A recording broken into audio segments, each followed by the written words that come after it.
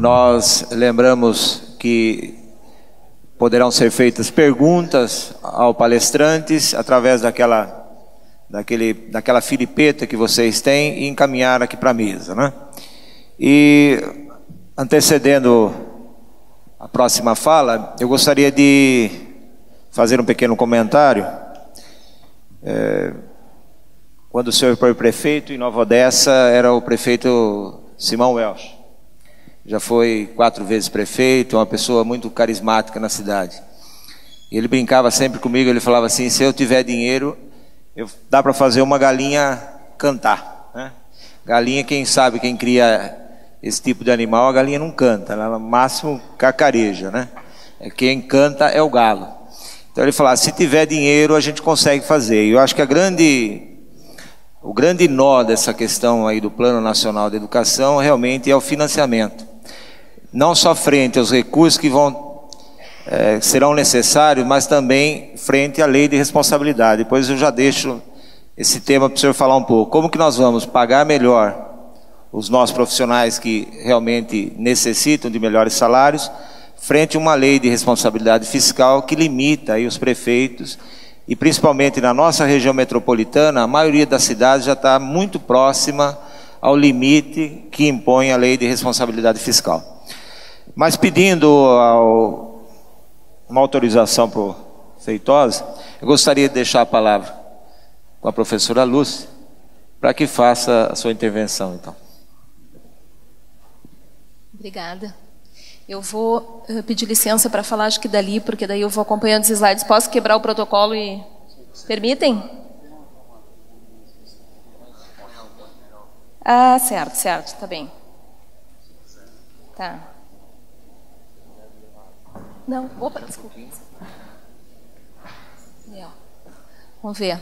Acho que não vou ficar lá, vou preferir deixar aqui na ponta, ficar mais perto. Acho melhor aqui, assim. Bom dia a todos, a todas.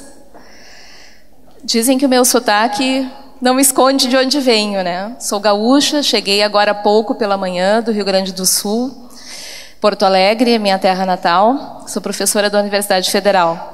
E quero dizer da minha honra, do prazer de estar aqui, agradecer o convite que me foi feito pelo conselheiro Calegari, saudar a mesa, o secretário, o deputado, o conselheiro Feitosa. Temos nos encontrado já em outros eventos, nesse momento, discutindo o Plano Nacional de Educação. E é uma grande honra estar aqui, poder conversar um pouco sobre a educação infantil, fazer um debate com a fala do nosso deputado. Eu trouxe uns slides também, acho que o pessoal deve estar, não sei aonde é que está o povo dos slides aí. Acho que deve estar colocando, né? Bom, enquanto vão sendo colocados, eu vou iniciar a fala, porque são quantos minutos? 20, aproximadamente 20 minutos. Então já vou colocando a fala. Como professora da universidade, o meu lugar de fala, como foi apresentado inicialmente, é de alguém que trabalha no Departamento de Políticas Educacionais, que estuda esta área, que leciona nesta área as disciplinas de política e legislação, de organização da escola básica. São já aí 20 anos de experiência lecionando na formação de professores. Então, é claro que eu falo desse lugar de alguém que estuda a educação infantil. Mas também o início da minha carreira foi como professora da rede privada de educação infantil e, posteriormente, da rede pública, lá no Rio Grande do Sul, rede estadual, e depois fiz um concurso para a rede municipal, onde trabalhei também por 10 anos. Trabalhando nas creches que nós temos em Porto Alegre, depois transformadas, né, elevadas à categoria de instituições de educação infantil, escolas de educação infantil.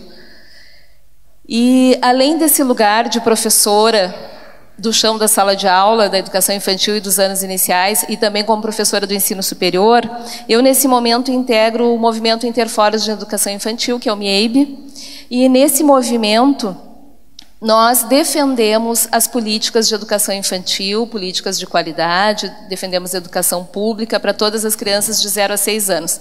A gente tem um site que vai aparecer ali no final dos slides, para quem quiser conhecer um pouco mais desse movimento. São Paulo tem um fórum paulista de educação muito ativo, Os encontros do COPED, que vocês devem ter ouvido falar e devem ter participado, estão relacionados com esse nosso movimento e com o Fórum Paulista. Então é uma alegria estar aqui nessa região, é a primeira vez que venho aqui. E fiquei muito contente ao receber ali os indicadores dos municípios da região e saber desses índices de qualidade da educação no município, o investimento em educação, não só na educação infantil, mas em toda a educação básica. Então, me coloco aqui também para ouvir nesse debate e conhecer um pouco mais dessa realidade, entender um pouco melhor o que consegue encaminhar as políticas municipais nessa região para esse sucesso, para um desempenho positivo das crianças e também para índices acima da nossa média nacional de frequência de crianças, tanto de 0 a 3 anos quanto de 4 e 5 na educação infantil. Eu estava olhando ali os indicadores e vi que vários municípios já atingiram a meta de 50% das crianças de 0 a 3 na creche. E estão muito próximos de atingir os 80% das crianças de 4 e 5 que estavam previstos. Então, quero também aprender aqui com a região. Não apareceram os slides ainda? Alguma dificuldade que eu possa ajudar? Não sei quem é que está colocando. Eu? Isso, tá. Então pode passar, e essa primeira já me apresentei. Pode ir adiante.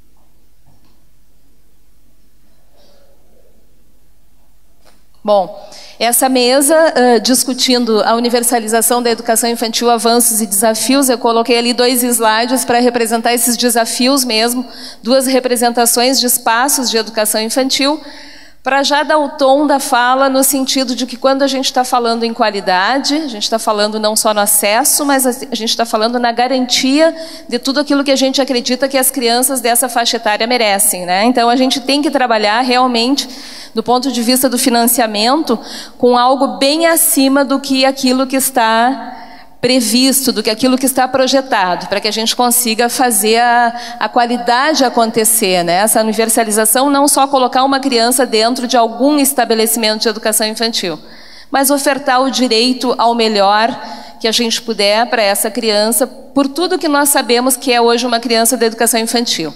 Então, pode passar o próximo slide.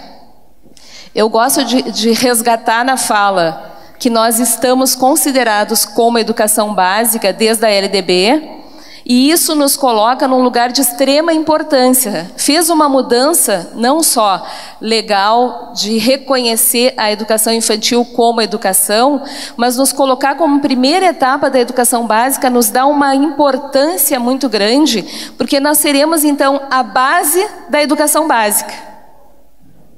Então, nós temos que ter tal qualidade nessa oferta que ela tenha condições de, num regime articulado, garantir uma educação básica, de fato, com qualidade. Pode passar. Bom, quando nós falamos em educação infantil hoje, do que nós falamos? Um conjunto de avanços na legislação, que se expressa no campo das políticas, das leis, dos programas, dos projetos, e também uma construção teórica, legal, conceitual, que nos ajuda a falar hoje o que é ser professor de educação infantil, o que é um currículo para uma instituição de educação infantil. Então, nesse conjunto, a gente hoje tem construído uma concepção que é muito cara para nós, que foi construída a duras penas, no nosso regime democrático, a partir da nossa Constituição Federal e num conjunto de leis posteriores, que nós temos que estar a todo momento afirmando esse direito à educação infantil e a concepção que a gente tem de educação infantil. O próximo slide vai trazer um pouco um levantamento da legislação geral, legislação da educação brasileira que nos sustenta, que eu não vou ler aqui porque vocês sabem muito bem, com certeza, e o seguinte, ele traz um resgate também nos últimos 10 anos do que nós fomos construindo de documentos legais orientadores para a faixa etária da educação infantil.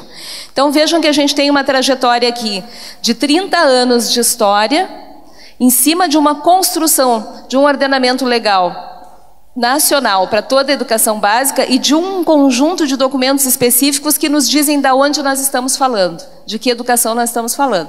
Pode passar. Então, isso fez com que a gente chegasse numa concepção de criança que nós temos hoje, como alguém capaz, como alguém potente, alguém com capacidades, com competências, para fazer as suas aprendizagens já desde o útero materno. Isso é o que a gente sabe hoje. E a gente sabe também que esta criança não tem, na nossa realidade brasileira, toda criança a mesma infância. Nós sabemos que temos infâncias diferentes. E a escola que acolhe essas crianças é uma escola que não pode ter um currículo universal, mas que tem que se preparar para receber essas diferentes infâncias, né? A gente usa a expressão educar e cuidar, isso vem do inglês educare. A gente defende a indissociabilidade da educação com cuidado devido às peculiaridades da faixa etária dessa criança tão pequena que está conosco.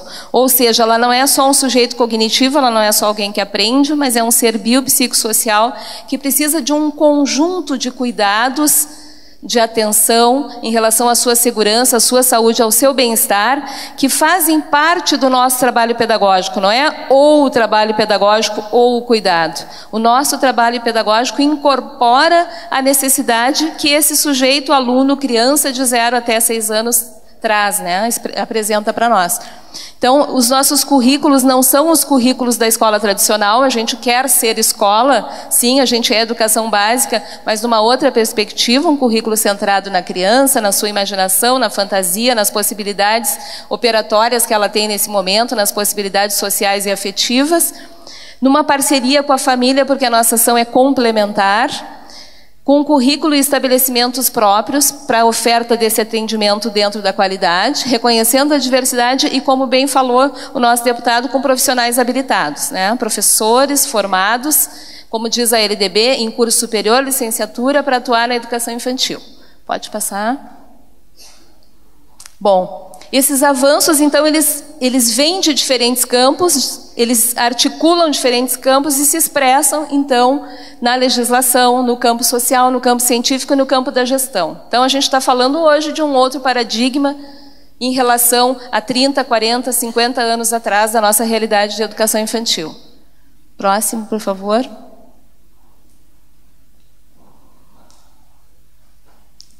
Isso tudo que eu resgatei anteriormente é fruto de todo um trabalho da sociedade. É um trabalho que envolve crianças, as famílias, educadores, legisladores, os movimentos sociais. É fruto da nossa conquista de um tempo democrático e de um tempo em que a gente reconhece o direito dessa criança pequena à sua educação.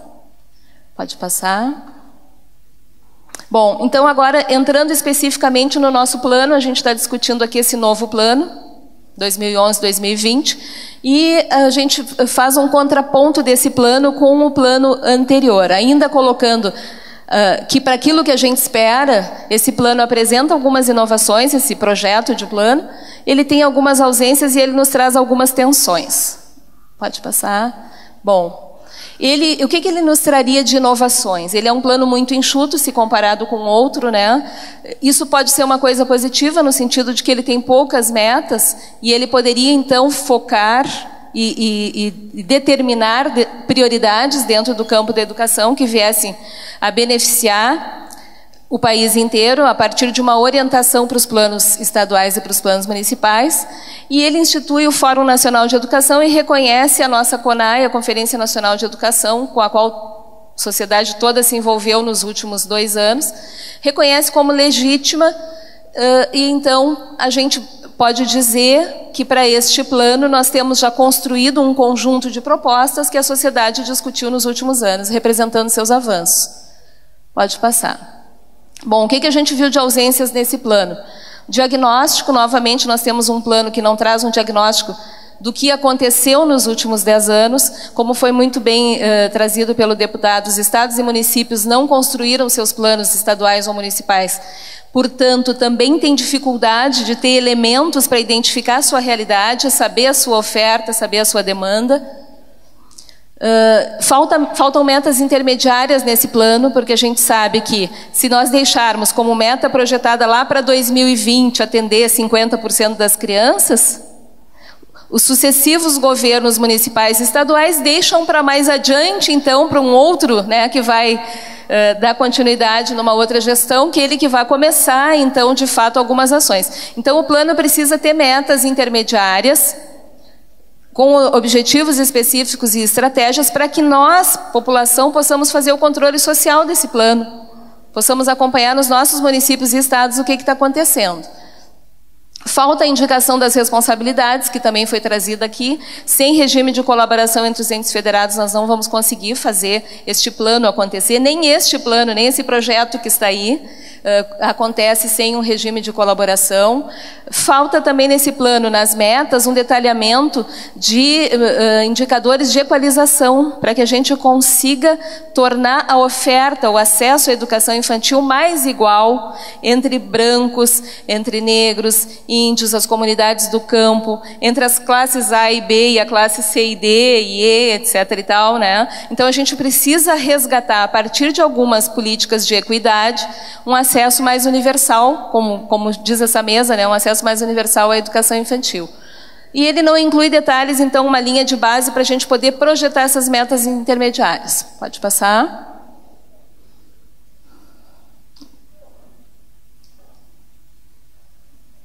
Bom, atenção em relação ao regime de colaboração fica, por causa do vazio nesse plano.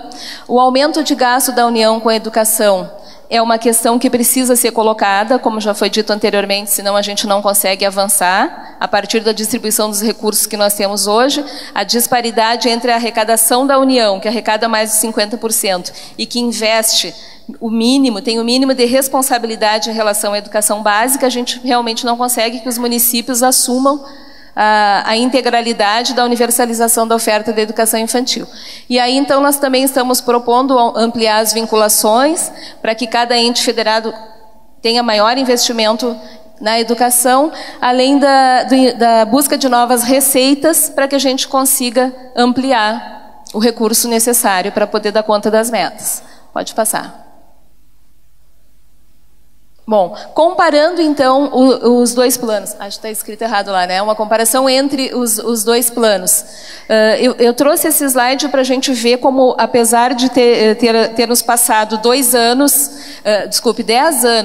e a gente não ter tido um plano em tempo hábil para que, expirado o plano 2010, nós já tivéssemos um plano vigorando, nós não temos.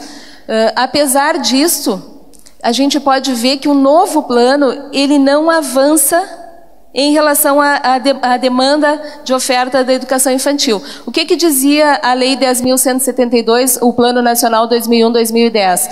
Ampliar a oferta de educação infantil de forma a atender em 5 anos a 30% da população de até 3 anos.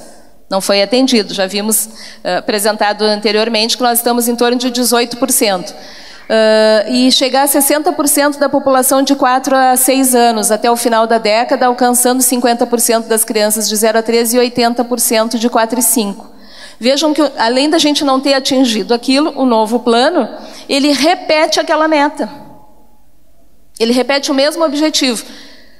Para a faixa etária de 0 a 3 anos, os mesmos 50%, e para a faixa etária de 4 e 5, a meta de 100%, sendo que essa meta de 100% já foi colocada pela emenda 59 em 2009. Então, ele é um plano que não está avançando no sentido do direito ao acesso, e ele também não traz metas em relação à qualidade. Ficamos no mesmo lugar com esse novo plano em relação ao ingresso das crianças na educação. Pode passar.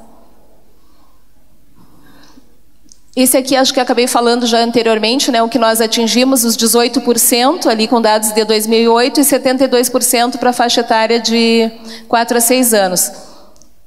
A meta colocada hoje não avança em nada. Pode passar. Nós temos algumas tensões e desafios para a universalização da oferta da educação para as crianças de 4 e 5, que eu quero destacar bastante aqui nessa fala, porque nós precisamos que todas as pessoas, que o maior número de pessoas tenha informação sobre esse processo e possa acompanhar esta ampliação.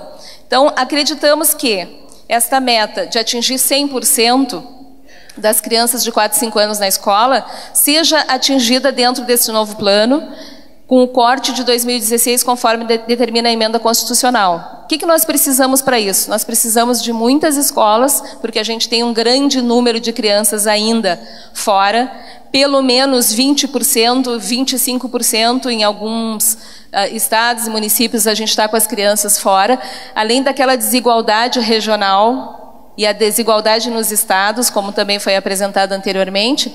Então, a partir do ponto em que cada município ou estado está, tem que ser construídas metas e estratégias nos seus planos estaduais e municipais para conseguir chegar a 2016 com 100% das crianças de 4 e 5 na pré-escola.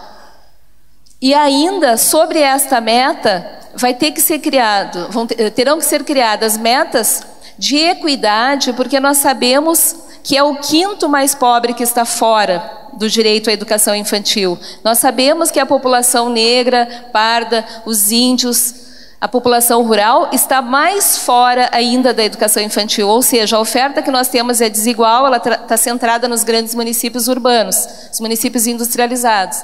Então a gente tem que dar conta de colocar todos e com metas intermediárias de equidade.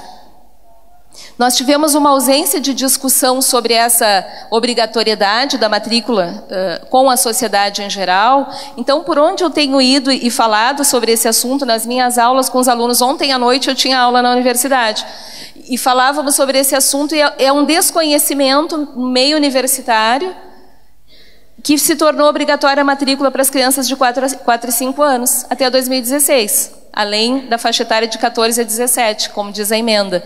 Então, vejam como é importante a gente falar sobre isso e esclarecer, porque a sociedade não sabe desse seu direito e ela vai precisar ser mobilizada para reivindicar este direito e para poder também contribuir na definição de políticas de equidade. Em função também dessa ausência de diagnóstico do plano 2001-2010, nós estamos orientando lá no Rio Grande do Sul, os nossos municípios, agora no período de realização do PAR, que eles levantem dados sobre a sua realidade para poder fazer demanda pelo Pró-Infância e saber o tamanho da instituição do Pró-Infância que ele vai demandar, assim como aonde vai localizar essa unidade do Pró-Infância, para que ele possa prever e poder conveniar e receber uma unidade que realmente vai contribuir nas metas para que ele chegue a essa oferta universal até 2016.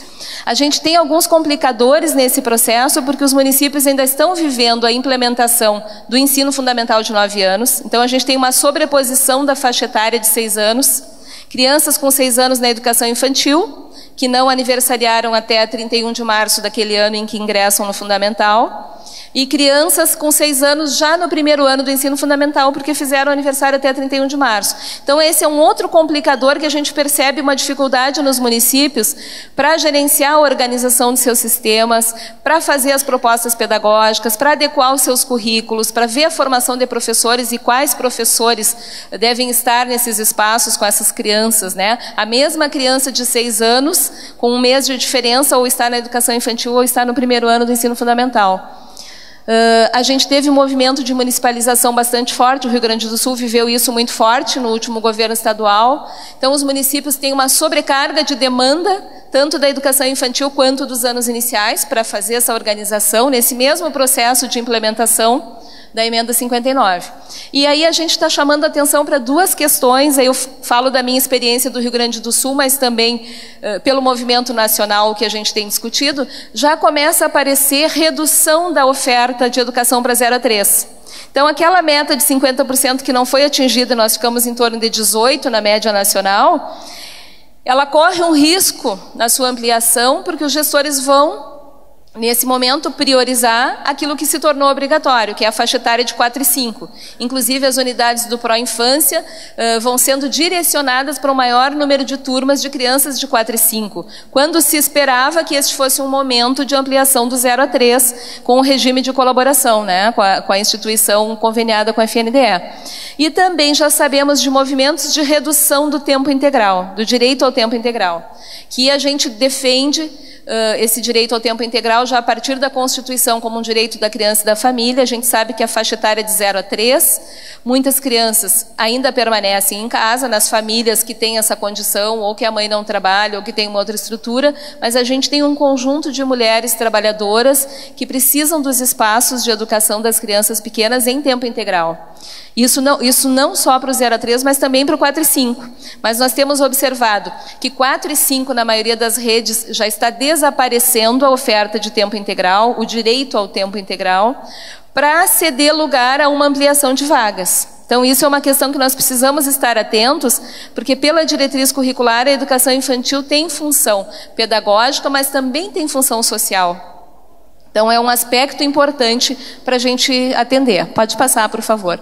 Bom, esse conjunto todo que eu falei aponta para a nossa necessidade de acompanhar as políticas, intervir no âmbito das políticas, monitorar essas políticas que estão sendo implementadas agora, para a gente garantir todo aquele conjunto, aquele arcabouço que eu falei anteriormente. Pode passar. Aqui são alguns dados em relação à questão da desigualdade no acesso à educação infantil, em relação à faixa etária de creche especificamente, que é aquela que eu referi, que além dela ter avançado muito pouco, ela avançou em torno de... Não chegou a 10% de 2001 para 2000, os dados que a gente tem de 2009, ela foi mais ou menos de 10% de atendimento para 18%, e é um atendimento bastante desigual que a gente tem ainda na nossa população. Pode passar. Bom, sobre o financiamento da educação, eu vou reforçar a questão do CAC, do custo aluno-qualidade, porque a gente está... essa questão do CAC, essa proposta, né, de um custo aluno-qualidade, que considere os insumos que nós precisamos para a oferta de educação, já foi reconhecido pelo Conselho Nacional de Educação. Então, nós estamos insistindo para que este plano contemple, como mínimo, o indicador do custo aluno-qualidade inicial. Porque a proposta, falando agora em financiamento especificamente, a proposta de 7%, ela não foi construída considerando o custo aluno-qualidade. Ela continua na mesma lógica. A nossa proposição é inverter essa lógica de financiamento, não a partir do recurso que se tem, distribuir pelo número de matrículas e esse ser o custo aluno, mas sim pensar quanto, de fato, precisamos investir para um aluno de 0 a 3 anos, para uma criança de 4 e 5, para a educação básica e assim por diante. Que essa lógica defina o investimento público na educação.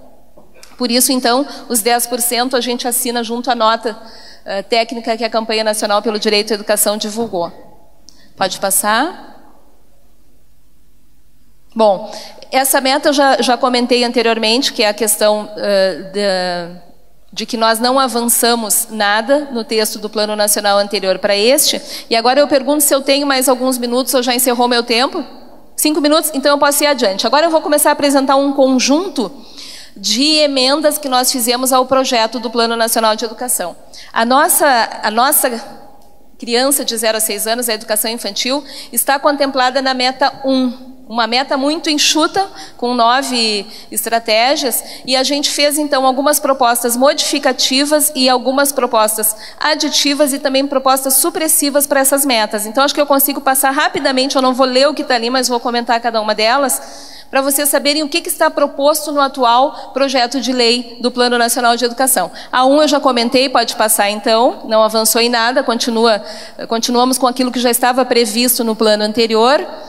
Esta meta, manter e aprofundar o Programa Nacional de Reestruturação dos espaços de educação infantil, está se referindo aqui à ampliação de vagas em regime de colaboração. A gente reforçou essa meta, a gente apoiou o Pró-Infância, que é o programa atualmente em desenvolvimento pelo governo federal, mas aquelas 6 mil escolas não são suficientes. Se a gente pensar na realidade brasileira, 6 mil é uma por município.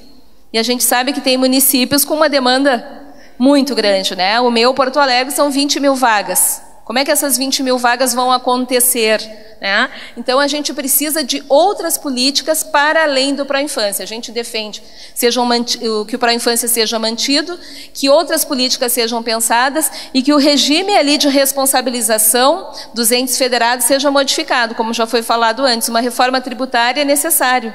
Porque a União, que fica com 54% dos recursos, ela não pode contribuir com tão pouco quando ela oferta tão pouco educação básica. E é o município que está lá oferecendo a educação infantil. Então, a gente está fazendo uma proposta radical aqui de inverter essa lógica. Pode passar outra. Essa é a explicação que eu já falei sobre aquela meta. Isto. Essa aqui é supressiva. Essa meta diz o seguinte: estimular a oferta de matrículas gratuitas em creches por meio da concessão de certificado de entidade beneficente de assistência social na educação. Nós pedimos a supressão dessa meta. A gente entende que a educação infantil, pela sua importância na educação básica, como primeira etapa, ela tem que ser oferta pública, garantidos os princípios da qualidade, laicidade e gratuidade. Então, incentivar que instituições privadas, beneficentes, filantrópicas, comunitárias e outras formas administrativas recebam o certificado da assistência social, o SEBAS, para que elas ofertem vagas gratuitas, não faz sentido. A gente defende vaga pública para as crianças pequenas. Pode passar. Portanto, a nossa proposta é suprimir essa meta. Esta meta, estimular a articulação entre programas de pós-graduação e o atendimento às crianças de 4 e 5 anos, para construir currículos mais adequados. Nós achamos essa meta muito estranha, muito estranha. Por quê? Porque ela está defendendo a articulação dos programas de pós-graduação com a formação de professores e restringe que é o currículo voltado para 4 e 5 anos. Nós não entendemos isso. Porque se nós falamos em educação infantil, nós falamos em unidade pedagógica como primeira etapa da educação básica. Essa proposta, ela está evidenciando uma cisão. Ela supervaloriza a faixa etária de 4 e 5, dizendo que essa faixa etária tem que estar articulada com os programas de pós-graduação, com a pesquisa que vem sendo construída, e deixa de fora o 0 a 3. Ela lida em articulação com aquela anterior que incentiva o certificado de assistência social, ela é muito preocupante. Então, nós estamos indicando a supressão da anterior e a modificação desta aqui, defendendo, como está ali em amarelo, que nós vamos articular a formação de professores com os programas, mas pensando em todo o currículo da faixa etária de 0 a 6 anos. Pode passar outra. Essa é uma nova, nós estamos propondo, porque não tinha lá no plano, a questão do diagnóstico. Nós precisamos da realização de censos, nós precisamos de levantamentos demográficos, precisamos que cada município, estado e Distrito Federal tenham informação sobre a sua realidade e acompanhem a execução das metas intermediárias. Por isso, a gente está propondo também aqui no regime de colaboração com a assistência técnica e financeira da União, que estados, municípios e o Distrito Federal possam fazer censos periódicos. A gente está propondo aqui a periodicidade de 3 em 3 anos, para acompanhar a evolução da meta que está colocada lá para 2020. Pode passar. Tem mais uma nova que a gente também está propondo, já falei antes, que é a questão da equidade. Então, na ampliação de vagas para 0 a 3, que sejam propostas políticas de equidade. Por quê? Porque em 2009, apenas 11,8% dos mais pobres estavam matriculados, contra os 34% dos mais ricos na faixa etária de 0 a 3. Então, vejam que é muito grande essa desigualdade das crianças das classes menos favorecidas, que são os que mais precisam estar na escola e mais precisam de escola de qualidade. E hoje, para cada matrícula, então, do segmento mais pobre, existem 3 matrículas do segmento mais rico. É uma desigualdade bastante grande. Então, propusemos essa meta nova. A outra meta se refere à articulação dos currículos. Eu já falei um pouco antes sobre isso. Temos crianças de 6 anos na educação infantil e crianças de 6 anos no fundamental. Assim como temos crianças de 5 anos já no primeiro ano do ensino fundamental em algumas redes, que vocês sabem bem desta realidade. Então, a gente está propondo que esse plano tem que ter meta específica que articule a educação infantil com o ensino fundamental, que garanta, de fato, aquela educação básica na perspectiva de sequência e de articulação. não evidenciando momentos de transição como rupturas que venham a prejudicar o desenvolvimento das crianças. Então, essa questão é muito importante. Quem trabalha em escola, quem está em rede está enxergando isso com certeza, que a mesma criança de 5 anos pode estar na educação infantil ou no fundamental e a de 6 também. Então, na verdade, é por isso que eu falei um pouco antes que a criança é o centro do currículo. A gente não pode impor um currículo vinculado ao ano. Ah, está no primeiro ano, o currículo tem que ser esse. Está no segundo, tem que ser aquele.